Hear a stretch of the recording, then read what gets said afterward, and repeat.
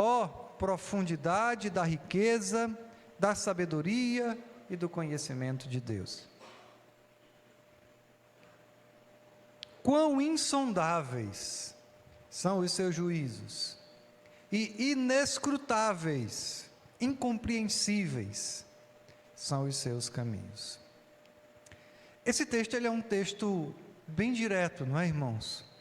É um versículo onde Paulo já está aqui se aproximando do final do capítulo 11, e por isso mesmo, por tudo que já lhe fora revelado até aqui, o apóstolo Paulo escreve isso que está escrevendo: as riquezas, a sabedoria, o conhecimento de Deus, tudo isso é descrito aqui como profundos, mas a profundidade com a qual essas características de Deus são descritas por Paulo aqui, é uma profundidade incompreensível. Nós conseguimos medir a profundidade de muitas coisas. O homem já até conseguiu calcular qual seria a profundidade da terra, para chegar até o seu núcleo.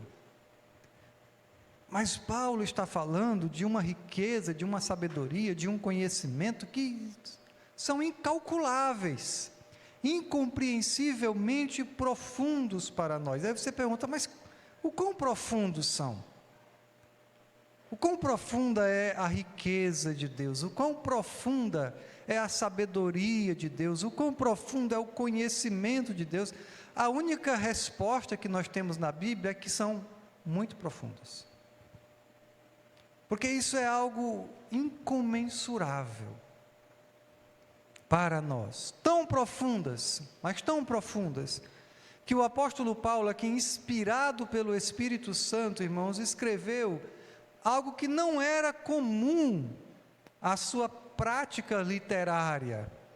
Ele escreveu uma interjeição.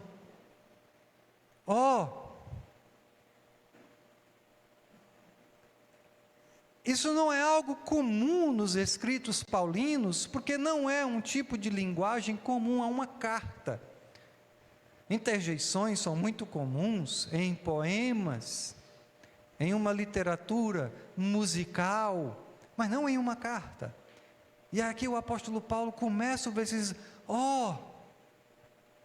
ele ficou boquiaberto, irmãos, ele ficou perplexo, só em pensar sobre a profundidade da riqueza, da sabedoria e do conhecimento de Deus. E assim também devemos ficar. Só em imaginar o quão profundo é o Senhor.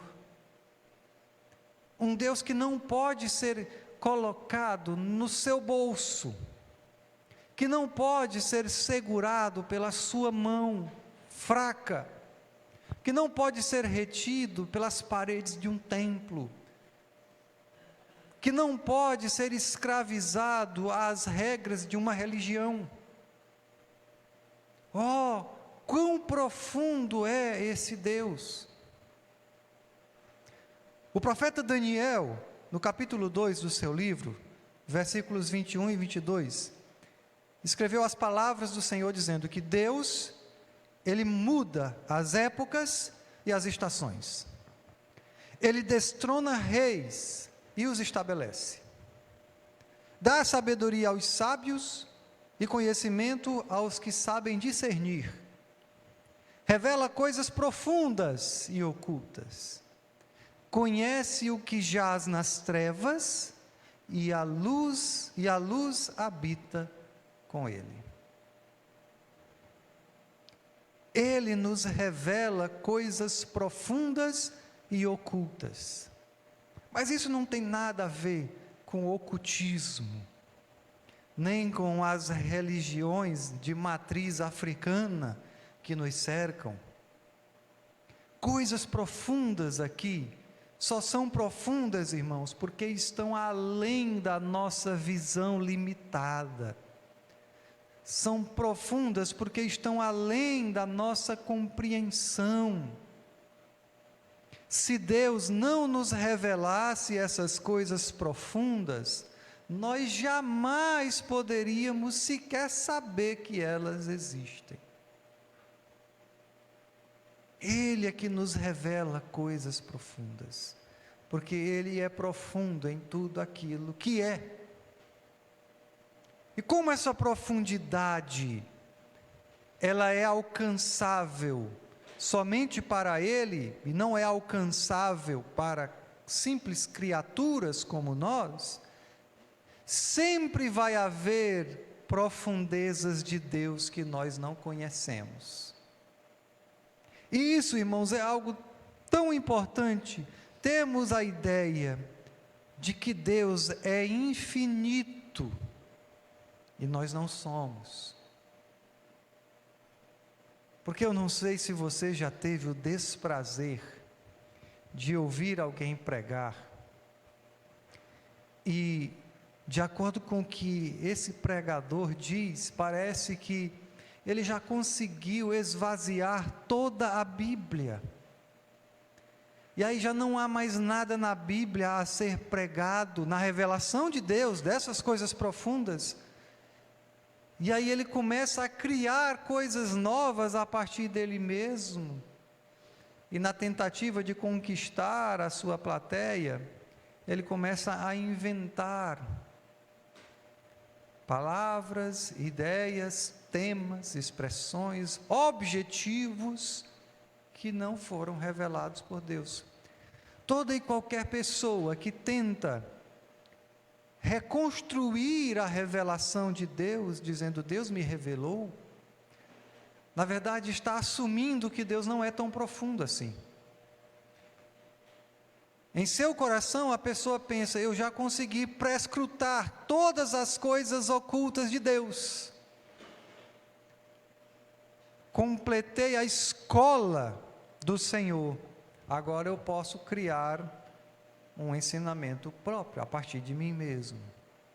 Deus é infinito e sempre haverão coisas profundas dele que nós não sabemos. Sempre. Nós vamos passar toda a eternidade, irmãos, com a Bíblia debaixo dos braços e não vamos conseguir concluir. Toda a eternidade, até mesmo porque tem coisas que a gente lê hoje, que a gente não entende plenamente. O apóstolo Paulo escreve isso em 1 Coríntios 13, vemos só o reflexo, mas só quando ele se manifestar, segundo João, seremos como ele é. Ó profundidade, eu disse para vocês que o sermão estava dividido, da riqueza, a riqueza de Deus. O quão rico Deus é, irmãos? Tem até aquela frase de caminhão, né? Que o cara escreve assim e diz, não sou o dono do mundo, mas sou filho do dono. O pensamento de que o mundo é a grande riqueza de Deus. As coisas que há no mundo. É verdade que Deus é dono de tudo que existe. Tá?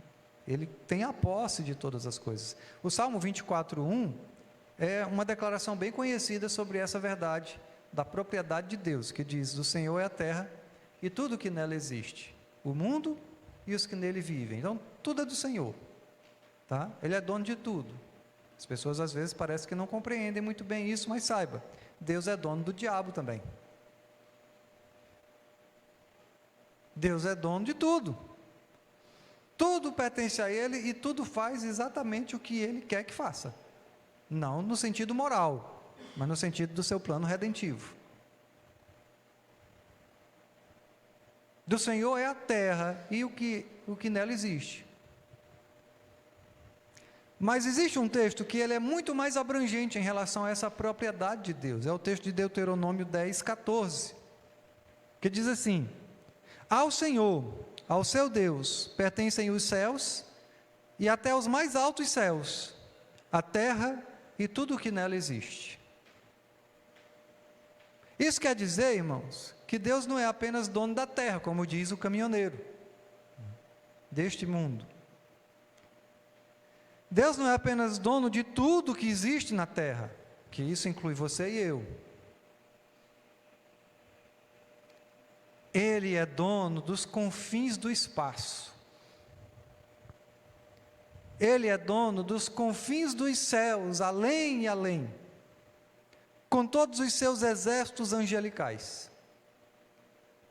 Em outras palavras, nada existe que não seja de Deus. Nada. Existe um teólogo puritano chamado Abraham Kuyper, que ele tem uma frase muito comum. Ele diz assim, que para cada centímetro da terra, Jesus diz, é meu. Tudo é dele. Ele é o dono. E como sua propriedade, ele pode fazer o que ele quiser. Deus pode fazer o que ele quiser com o mundo. A riqueza humana, irmãos, comparada com a riqueza de Deus, é ridiculamente pequena. Por isso é que é tão vergonhoso quando alguém se orgulha das suas riquezas. E quando um cristão faz isso, ele está dando prova de que ele ainda não entendeu quão profunda é a riqueza de Deus. E ele, como uma criança que tem um brinquedo melhor do que o outro, diz, eu tenho e tu nem tem. Veja como isso é mesquinho e é pequeno. Porque a riqueza de Deus, ela vai muito além da riqueza humana. Então, se a gente pega a riqueza do Elon Musk e do Mark Zuckerberg, que estão entre os 5 mais ricos do mundo, eles são pobres, irmãos. E eles não têm nada comparado ao mais humilde herdeiro de Deus. Quem é que são os herdeiros de Deus? Romanos 8,17, já vimos. Se somos filhos, então somos herdeiros. Herdeiros de Deus e co-herdeiros com Cristo, se de fato participamos dos seus sofrimentos, para que também participemos de sua glória.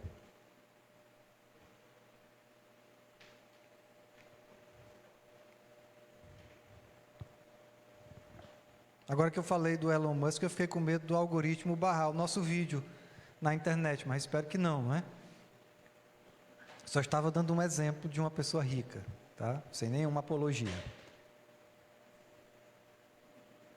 Irmãos, Deus também é rico, não apenas no sentido de ser o proprietário de tudo, mas também no sentido de que Ele faz tudo o que existe a partir do nada. O criacionismo é a única explicação lógica para a origem do mundo. Porque o evolucionismo diz que o nada criou nada. E se o nada não existe, como é que o que não existe poderia criar o que existe? Enquanto isso, o termo bíblico para a criação de Deus, em Gênesis 1:1, dá a ideia de alguém que cria algo completamente novo a partir do nada. Deus pode fazer o que Ele quiser do nada. Diz, no princípio criou Deus os céus e a terra. Ele se criou a partir do nada. Você consegue criar alguma coisa a partir do nada? O homem não consegue criar, ele tem criatividade, é verdade. Nós criamos muitas coisas, mas nós usamos uma matéria-prima para poder criar. Deus cria a partir do nada, ou seja, isso quer dizer o quê? Que os recursos de Deus são infinitos, porque o material de construção dele é nada. E nada existe em abundância. Se é que nada existe. Se Deus consegue fazer do nada o que Ele quer, e se Ele faz isso sem nenhum esforço, porque nós não vemos Deus cansado em nenhum lugar da Bíblia, então, irmãos, a riqueza de Deus é ilimitada, porque se você pode fazer qualquer coisa a partir do nada, e o nada nunca vai faltar, então você é infinitamente rico. A criatividade de Deus não está limitada à matéria-prima. Veja, você pode ter criatividade para fazer aquela reforma na sua casa, não é? Eu quero derrubar essa parede, quero aumentar esse quarto, quero construir em cima, quero fazer laje. A sua criatividade na sua cabeça, eu sei que você assim como eu, já destruiu e reconstruiu sua casa umas 100 vezes. Agora o que faltou? Faltou a matéria-prima. É muito bonito a criatividade, mas não tem o material. Com Deus isso não acontece, porque Ele não precisa de material. E mesmo que Ele precise, Ele construa algumas coisas usando material, uma matéria-prima, essa matéria-prima Ele criou a partir do nada. Então Ele não está limitado à matéria-prima, porque Ele é infinitamente rico. Por que Ele é infinitamente rico? Porque Ele é o dono de tudo que já existe e Ele pode fazer a partir do nada o que não existe. Ora, se Deus consegue fazer do nada o que Ele deseja, irmãos, o que pode detê-lo? E mais, Deus é rico no sentido que Ele mesmo é a maior riqueza do universo. Esse é o tesouro que é encontrado na parábola que Jesus fala. Um homem encontrou um terreno e descobriu que nesse terreno tinha um tesouro e ninguém sabia. Ele foi lá e comprou, vendeu tudo que tinha, gastou todo o seu dinheiro, comprou o tesouro. Nós temos esse tesouro, irmãos. Deus é o tesouro infinito do universo. Deus não precisa criar nada, embora possa. Ele não precisa possuir nada, embora Ele possua, mas para ser rico Ele não precisa de nada. Ele mesmo é o valor infinito do mundo. E como Ele existe misteriosamente em 3 pessoas, em uma trindade, Ele é capaz de desfrutar das riquezas da sua própria glória dentro da triunidade. E Ele tem desfrutado de si mesmo desde toda a eternidade. O Pai se alegra com o Filho se alegra com o Espírito e vice-versa. Veja que essa riqueza de Deus é ainda mais importante para os nossos dias, sabe por quê? Porque existe um princípio que diz assim: Deus precisa de você. Não precisa. Deus não precisa de nenhum de nós. Não precisa. Ele nos tem, nos chama, nos redime em Cristo, nos salva, nos justifica, nos mantém em santidade só por pura graça. Ele não ganha nada com isso, irmãos. Deus não tem nenhum interesse em seu relacionamento com os cristãos. Ele não ganha nada. Ao contrário, Ele só sacrificou. Ele é rico em si mesmo, completamente autossuficiente, completamente independente de tudo que existe. Quando o apóstolo Paulo fala em outros lugares, como em exemplo Efésios 1:7, da riqueza da graça de Deus, em Romanos 2:4 ele fala das riquezas da sua benignidade, da sua bondade. E em Romanos 9:23 ele fala das riquezas da sua glória. O ensinamento principal é o que, irmãos? É que Deus se entrega gratuitamente para nós.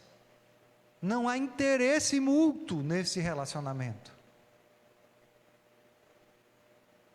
Ele se entrega gratuitamente, Ele entrega de graça a sua bondade, o seu amor, para desfrutarmos da sua glória como o tesouro infinito, de valor infinito do universo, para sempre.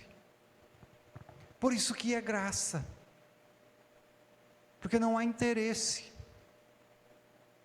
Da mesma forma, tome muito cuidado, para que você não se aproxime de Deus somente por interesse. E eu não estou falando aqui, irmãos, daquele interesse descarado mesmo, que a pessoa diz: não, eu vou atrás de Deus porque a minha mulher me deixou, né?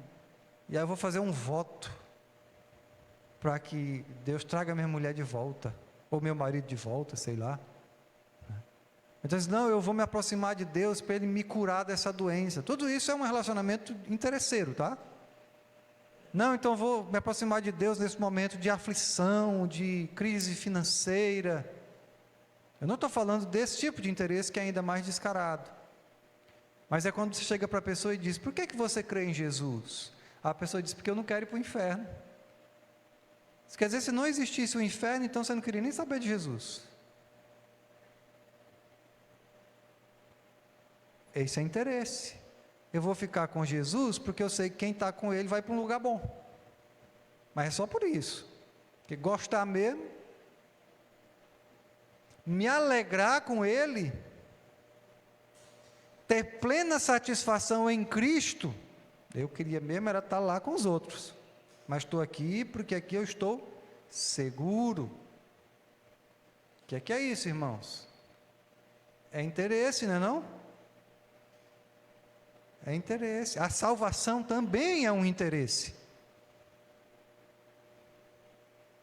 Deus é rico, não é só porque Ele é gracioso e bondoso para nos perdoar e nos salvar. Ele é rico porque Ele é o grande tesouro do universo. Então, se você tem diante de você o grande tesouro do universo e você troca por uma Ferrari, você saiu perdendo ou ganhando no negócio? Perdeu feio. Uma Ferrari, apesar de ser muito cara, ela tem o seu valor. Quanto é que custa o Filho de Deus? Não estou falando de quanto é que custa a salvação dele não, porque há quem venda, tá? Quanto é que custa viver uma vida de relacionamento com Deus, de pai e filho, hoje e para toda a eternidade? Não tem valor, irmãos.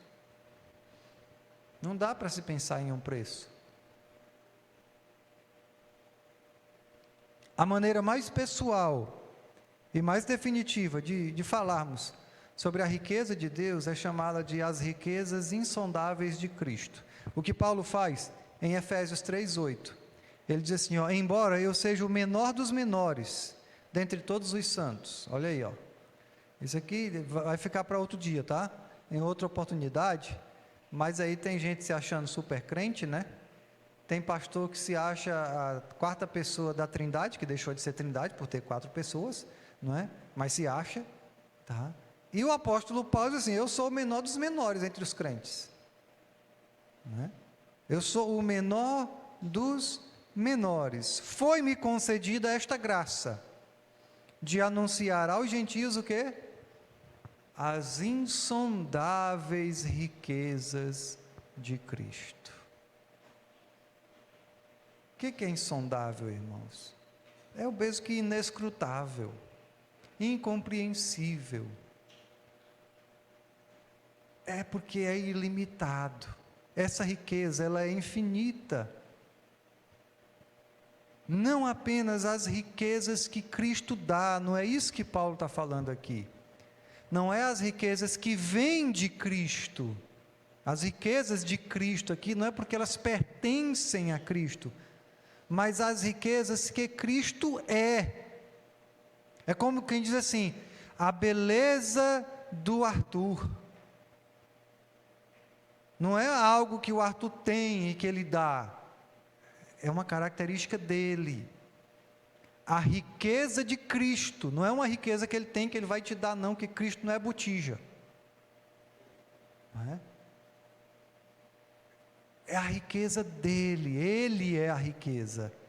E ele se deu, se ofereceu para nós. Como Paulo diz no texto que já lemos e já cantamos hoje, Colossenses 1:27, a ele quis Deus dar a conhecer, quis Deus dar a conhecer entre os gentios a gloriosa riqueza desse ministério, que é Cristo em vocês, a esperança da glória. A riqueza da vida cristã, irmãos, é Cristo em vocês. O próprio Cristo é a garantia presente e futura da glória de Deus. Quando Ele morreu, Ele comprou e se tornou o maior tesouro do mundo para nós. Ele mesmo é o presente de Deus. Ele é a grandeza da glória de Deus. Ele é a riqueza de Deus. E a sabedoria?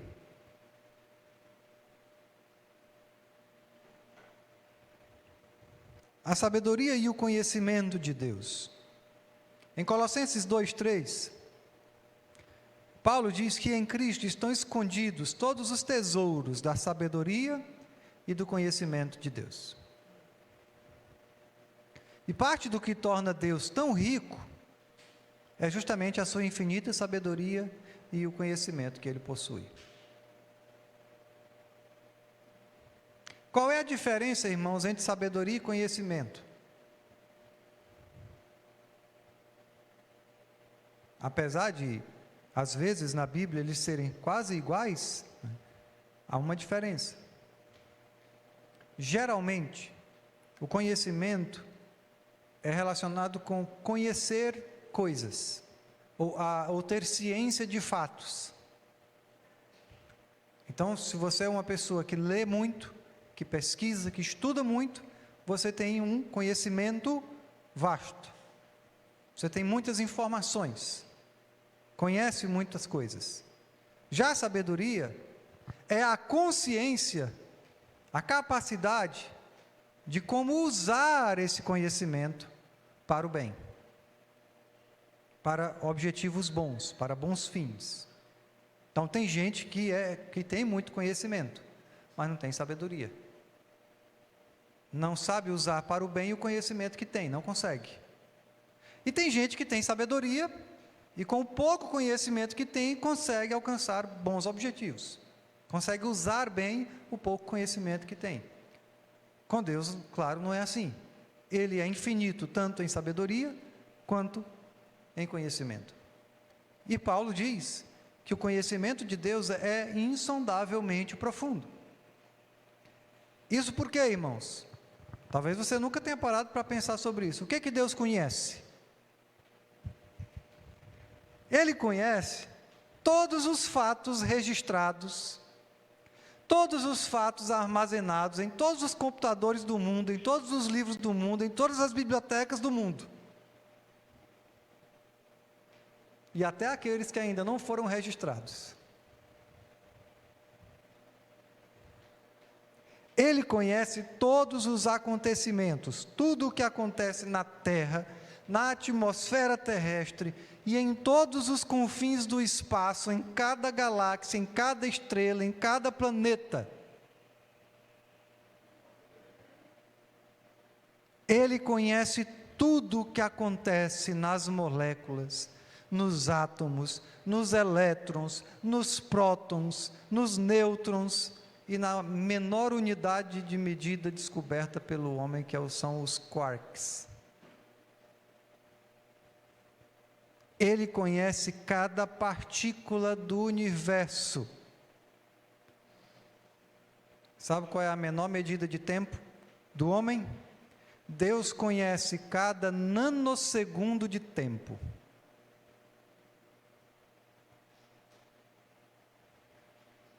E Ele conhece todos os eventos nas mentes e nas vontades humanas.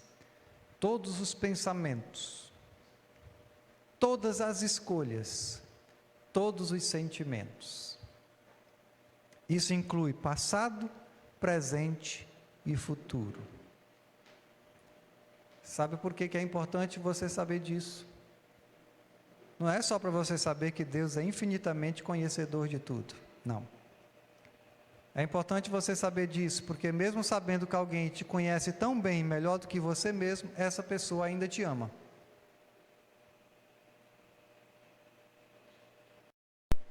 Você já parou para pensar nisso? Que Deus sabe tudo o que você pensa, e mesmo assim Ele mandou o Filho dele para morrer por você? Não me diga não, não responda, só pense. Você merece mesmo? Diga aí. Deus sabe de tudo que você pensa, cada sentimento, cada emoção, cada vontade. Nós podemos, irmãos, nos esconder por trás de uma roupa, por trás de uma máscara, por trás de uma personalidade ética, moral, nós podemos nos esconder para as outras pessoas. Mas não podemos nos esconder de Deus. Deus sabe de tudo. Tudo que nós sentimos, tudo que nós pensamos, tudo que nós fazemos. Ele conhece cada evento que já aconteceu e que ainda vai acontecer, em todos os níveis possíveis e impossíveis para o homem. Tudo. E Deus sabe como todos os fatos e todos os eventos de todos os tipos se relacionam e afetam uns aos outros. Você fica imaginando, por exemplo, não sei se você conhece, um jogo de xadrez, onde um bom jogador prevê o que o movimento de uma peça agora vai resultar daqui a 20 rodadas. Um evento, uma peça que foi movida, e ele consegue ver à frente do que aquele simples movimento vai fazer daqui a 20 rodadas. Pois você imagina Deus tendo o controle de todos os eventos do mundo em todos os tempos, ao mesmo tempo, e sabendo que cada um daqueles eventos vai produzir, e os seus eventos e os eventos que vêm desse. E aí dá um nó na mente da gente, não é? Porque a gente não consegue sequer imaginar tamanho poder. Tamanha capacidade de conhecimento. Então pense que Deus não vê os eventos isolados, e nós somos tentados a, quando estamos passando por problemas, por adversidades, por catástrofes, nós pensarmos nos problemas, nos eventos isolados, como se um evento tivesse um fim em si mesmo, mas não tem, porque Deus consegue ver tudo de uma visão macro e micro. Ele tem ao mesmo tempo uma visão panorâmica, mas a sua capacidade perceptiva mergulha a níveis inimagináveis em cada evento, e todos os eventos que são desencadeados pelos pequenos eventos que nós vemos. E ele tem não só a capacidade de conhecer tudo isso, irmãos, mas ele tem também a capacidade de controlar tudo o que acontece. Quantos pássaros caem na floresta amazônica todo dia, você sabe? Ele sabe. E ele sabe o que cada passarinho daquele que morre vai produzir quando cai.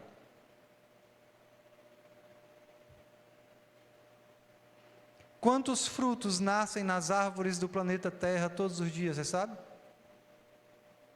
Ele sabe. E ele sabe quantos desses pequenos pássaros que também caem vão se alimentar desses frutos. Ele tem uma capacidade mental de compreender tudo sem nenhum esforço. Isso é o que significa ser Deus, irmãos. Não tem nada a ver com esses deuses que o homem idealiza. Eu vou criar aqui um Deus para mim, o Deus da caixa de som. E nós vamos adorá-lo, e a caixa de som nunca mais vai quebrar.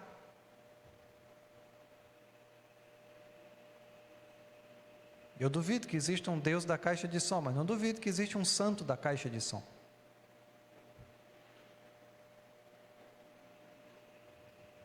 Deus sabe de tudo. É por isso que Paulo não se aguenta, irmãos, e diz: ó profundidade da sabedoria e do conhecimento de Deus.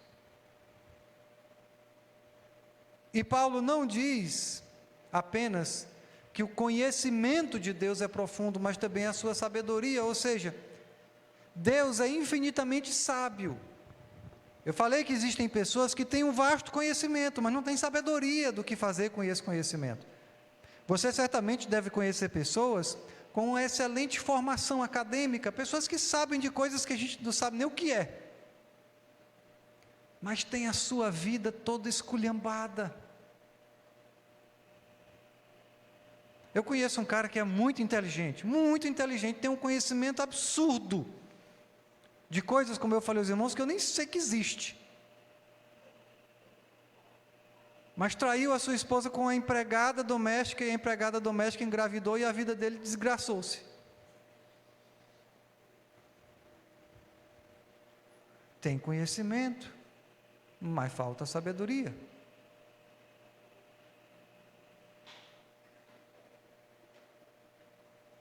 Deus não tem só o conhecimento, mas Ele também é infinitamente sábio. Ele sempre soube o que fazer com o seu conhecimento. Ele sempre soube criar e executar planos perfeitos. Ele sabe como usar todos os fatos do universo, todo o seu conhecimento e guiar todos os eventos do universo para alcançar o seu objetivo. E qual é o objetivo de Deus, irmãos? Vai depender da igreja que você frequenta. E essa é a verdade. O objetivo de Deus em alguma igreja pode ser que você seja próspero. O objetivo de Deus em alguma igreja pode ser que você seja feliz.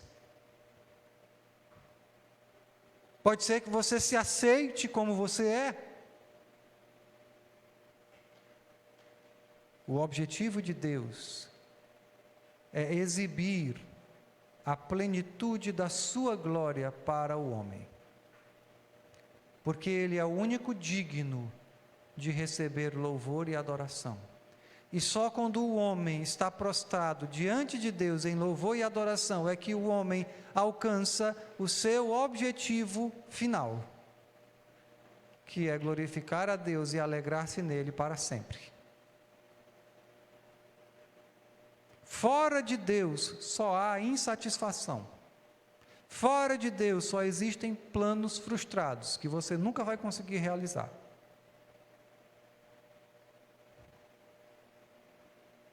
E todos os tesouros dessa sabedoria e deste conhecimento de Deus estão escondidos em Cristo, como diz Paulo. Em Cristo estão escondidos todos os tesouros da sabedoria e do conhecimento de Deus. Jesus Cristo é o Criador de tudo que foi criado. João 1,3 diz isso. Todas as coisas foram feitas por intermédio dele, e sem ele nada do que existe teria sido feito. E ele é o sustentador de toda a criação. Colossenses 1,17. Ele é antes de todas as coisas, e nele tudo subsiste. Quer dizer que ele sustenta tudo.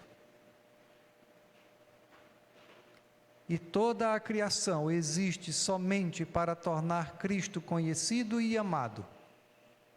Todas as coisas foram criadas por Ele e para Ele. Portanto, irmãos, todo conhecimento, toda sabedoria e todas as riquezas de Deus estão em Cristo. Cristo é o centro de todas as coisas. A profunda riqueza, sabedoria e conhecimento de Deus são mantidas por Cristo e têm o único propósito de tornar Cristo conhecido e louvado. Ele, Jesus, é o significado final de tudo que existe. Tudo na criação foi feito por Ele e para Ele. Não foi feito para você. Não foi feito para mim. Ele é o fim de todas as coisas. Ele é o objetivo pelo qual todas as coisas, incluindo você e eu, existimos. O que significa que quem não conhece a Cristo de verdade, não pode compreender a razão de ser da criação. E é por isso que o homem macula a criação. É por isso que o homem pega uma mulher e a corrompe pela pornografia, porque ele não conhece por que a mulher está lá, por que Deus criou a mulher.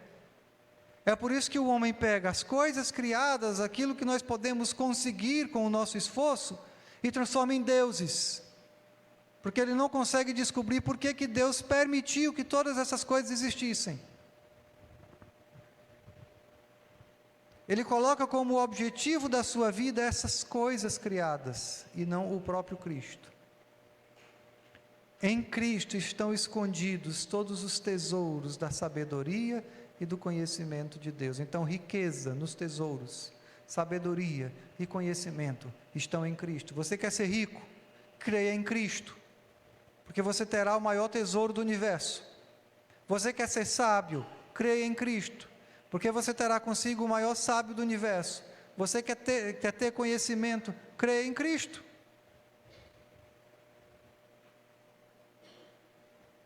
Cristo é a própria riqueza, Ele é a própria sabedoria, Ele é o próprio conhecimento.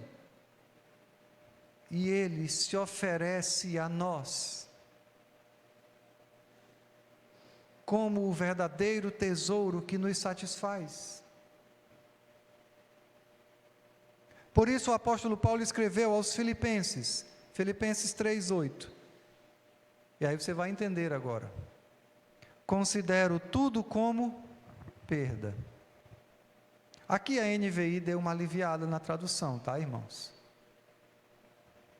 Porque o texto original pode ser traduzido como perda, mas eu considero tudo como esterco.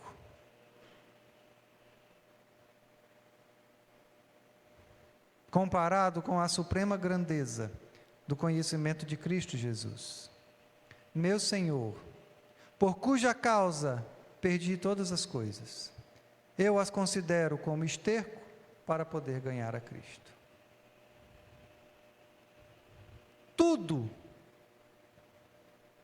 imagine tudo.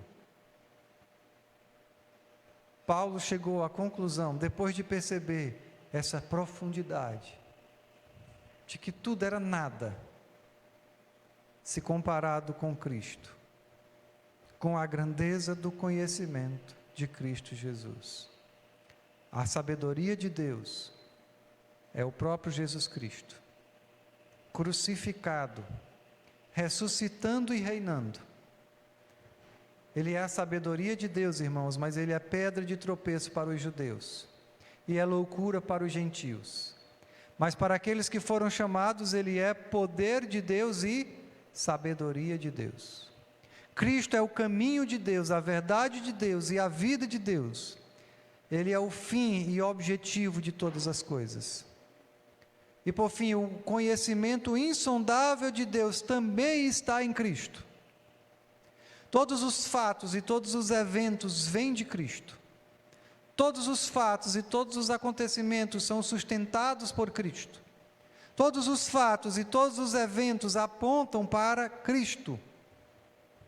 Ele é o significado de todo conhecimento. Não existe conhecimento verdadeiro que não esteja relacionado com Cristo. Todos os pensamentos na mente humana, ou na mente de um demônio até, sobre qualquer fato ou evento no mundo que não esteja verdadeiramente conectado a Cristo, é um pensamento em rebelião contra a verdade de Deus. Seja lá o que você pense, o que você planeje, se não está relacionado com o louvor a Cristo, é rebeldia contra Deus. Não há conhecimento verdadeiro fora de Cristo, só há engano.